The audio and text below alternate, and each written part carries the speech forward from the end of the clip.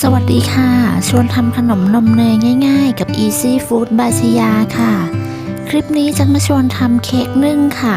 สูตรเค้กนึ่งไม่ใส่สารเสริมเนื้อเค้กนุ่มหวานน้อยไม่มีเตาอบก็ทำเค้กนุ่มๆอร่อยๆได้ค่ะเราไปดูวิธีทำกันเลยค่ะขั้นตอนแรกเรามาแยกไข่ก่อนค่ะจะใช้เป็นไข่ไก่เบอร์2จำนวน3ฟองแยกไข่แดงและไข่ขาวออกจากกันค่ะระวังอย่าให้มีไข่แดงติดไปในไข่ขาวด้วยนะคะแยกไข่เสร็จแล้วต่อไปเราก็มาทำส่วนผสมของไข่แดงค่ะใส่น้ำมันพืชและนมสดลงไปจากนั้นใช้ตะกร้อมือคนส่วนผสมให้เข้ากันค่ะคนจนส่วนผสมเข้ากันดีต่อไปก็ให้ใส่เกลือและกลิ่นวานิลลาลงไปค่ะแล้วก็คนให้เข้ากันพอคนเข้ากันดีแล้วต่อไปเราก็จะใส่แป้งค่ะร่อนแป้งเค้กและแป้งข้าวโพดลงไปในส่วนผสมเสร็จแล้วก็ใช้ตะกร้อมือคนส่วนผสมให้เข้ากันคนส่วนผสมให้เข้ากันจนกระทั่งไม่เหลือเม็ดแป้งนะคะ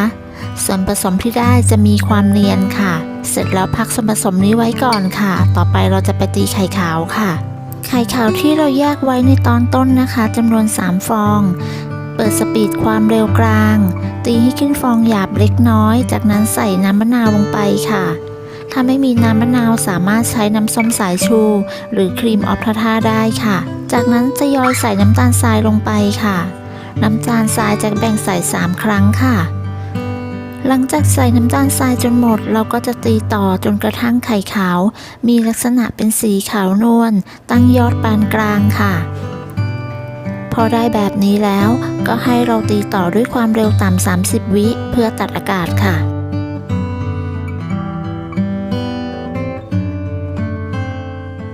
ต่อไปเราก็จะนำไข่ขาวที่ตีได้มาผสมกับส่วนผสมของไข่แดงที่ทำไว้ค่ะโดยแจ็คจะทยอยใส่ไข่ขาวทั้งหมด3ครั้งนะคะ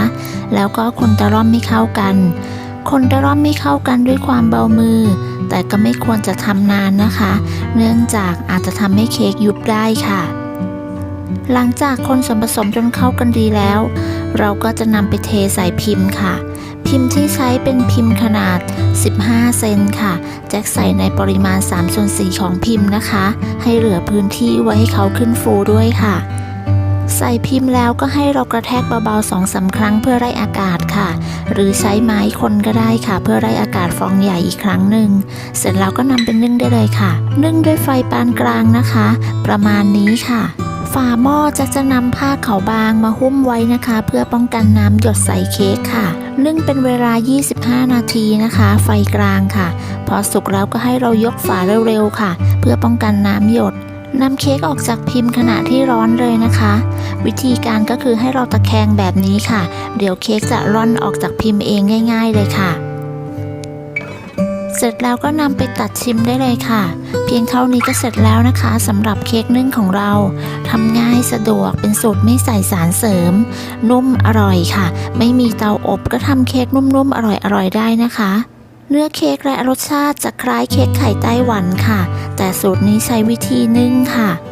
เค้กนึ่งสูตรนี้แนะนำให้ทานตอนร้อนๆหรืออุ่นๆนะคะจะอร่อยกว่าค่ะขอบคุณสำหรับการติดตามรับชมคลิปนี้นะคะถ้าเพื่อนๆชอบก็อย่าลืมไปลองทำกันดูนะคะได้ผลยังไงก็มาคอมเมนต์คุยกันค่ะสำหรับคลิปนี้จะต้องลาไปก่อนแล้วนะคะพบกันใหม่ในคลิปหน้าค่ะสวัสดีค่ะ